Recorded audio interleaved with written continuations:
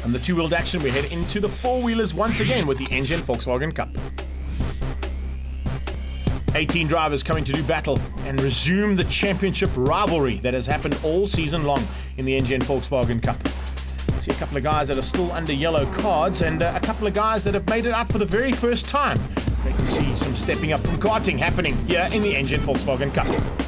The two Oates boys will be in the back of the pack, but keep an eye out as they head down towards turn number 1. It's Tasmin that gets the drop down into turn 1, and action in the background already. Linde has parked it on the sideline. I think he was helped out a little bit there by one of the cars behind him, which brings out the red flag and safety car. But there you can see, a little bit of action, just getting completely out of shape. Duvall also being forced out wide. But here's the point of view from Sheldon VD, helped out definitely, and bang, into the wall. That is it, game over. Take your car back to Pinetown. A big pity to lose out VD. He is definitely a very, very hot contender in this championship in the Alpine Motors Polo. Right, it's a complete restart then, and looks like we've got away cleanly this time, and Tasmin with another good start. Got Sheldon VD Linde and Matthew Hodges right up there with the lady driver. Now remember, they're all pretty much the same cars, so it's all about how hard you press down those pedals and how hard you brake. On board here with Tasmin down the back straight, flat out stuff here in these little Polos, and then it's hard on the brakes and up the hill. Yeah, she's doing a good job here and sitting comfortably in second place, but the leader, Sheldon VD Linde, off the line, has not been bettered, and I don't think anybody's going to catch him. Daniel Rowe makes his way up on Shorter.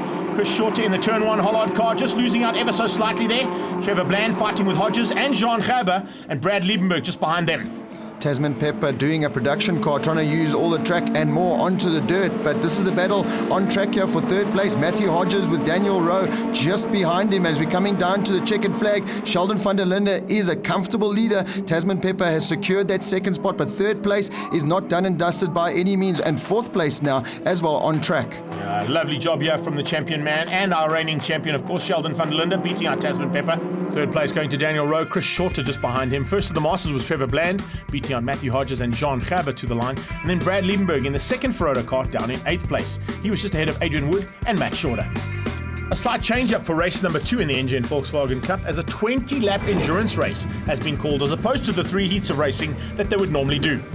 20 laps on these Dunlop tyres, going to be a little bit of an ask, but it's the first time that they're going to be pushed that long and that hard, Rob, so let's see how they cope. This is going to be very interesting. A lot of bashing is going to go on around the Swartkorps racetrack. Matthew Hodges, we saw him have a disappointing race number 1. He'll want to make up for that, but definitely the man still to beat is that man out in the champion racing car, Sheldon VD Linde. A much better start. We saw race 1 red flagged early on, but all, as I say, that commentator's curse, and we have an incident in turn 1, but doesn't look too severe, and racing will continue here. Van Heerden was the man involved there, but he managed to keep the car on track. Great to see, speaking of cars on track, the Alpine Motors Polo of Sheldon VD back in the hunt after some big work being done by Pepper Racing and the team to get that car all sorted out. He's back in it, and he's down in 7th place. It's the orange bumpered car, orange roof, just behind the 2 Ferodo cars that are side by side there. Incredible stuff. Tasmin trying to go side by side with her teammate, Trevor Bland, as the two of them sneak past on Chris Shorter. That was a great move there from the lady driver, and as I say that, she's got tipped.